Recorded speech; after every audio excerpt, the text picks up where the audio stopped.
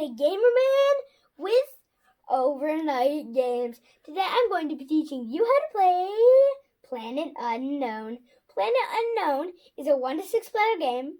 It plays within about 60 to 70 minutes. Made by Adam's Apple Games. And this is a prototype, and I can't believe how cool the finished product is. Now, let's get going. Setup. Place revolving space station in the center of the table. Give each player 1 planet, 1 player board, 2 rovers, 5 tracking tokens, and 6 life pods. Place the 4 levels of Civ cards within reach of all. The number of cards in each level should equal players' count plus 1. Place meteors and biomass tiles within reach of all players. Deal 1 planet goal card between each player. Choose a first player and give them the first player marker. How to play. On their turn, the first player rotates the space station, choosing which bay is directly in front of them. All players then simultaneously draft a tile off of one of the 2 stacks in the bay directly in front of them and place it on their planet aligned with square grid. Special note: the first tile placed must be touching other border. After that, tiles must be placed next to previously placed unless an upgrade tech allows you to do otherwise.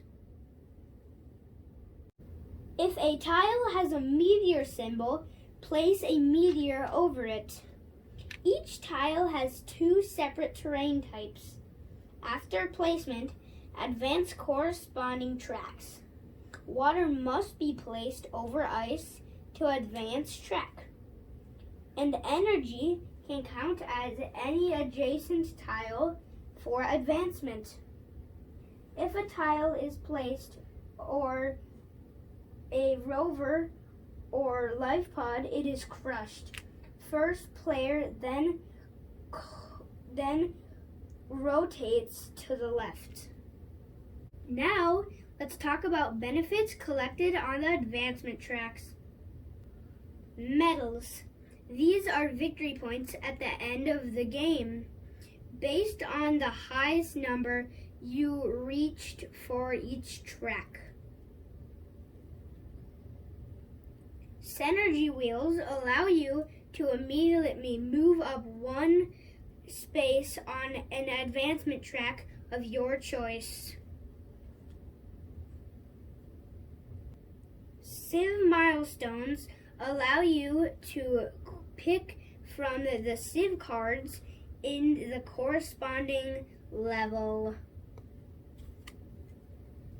Biomass allows you to grab a biomass square and immediately use it.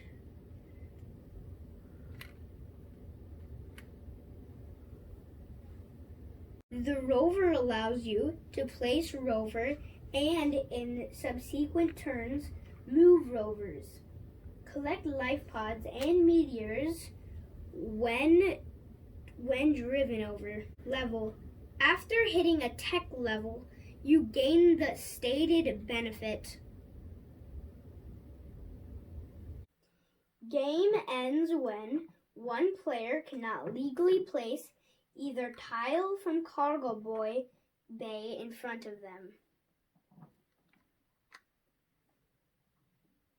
or any 1 cargo bay is completely out of tiles. All players advance on the advancement tracks even if they cannot place the last tile. End of game scoring. Score completed, rows without meteors, largest medal gained for each resource track, life pods, meteors, Civ cards obtained, planet goal cards win. The player with the highest score is the winner. Tiebreakers. Least amount of open spaces on the planet board. If still a tie, least amount of meteors. And if there's still a tie, the tied players share the victory. If you like this video, make sure you subscribe to our channel and comment down below. And if you like this game, make sure you get yourself pumped because there's more to it. There's an asymmetric game. In this game, asymmetric means that everybody's player board is different. Some are harder, some are easier. And this game is on Kickstarter right now. So go to it and get this game. My favorite asymmetric board is probably the Rover. And I think the Rover is the best one. But the second best one is probably the Water, because there's a long string that goes all throughout the board. And the fun part about this is there is a space station, a turning space station, and it's simultaneous play. And a little hint to the game is that with your Rovers, try to only put comets right by where your Rover can move.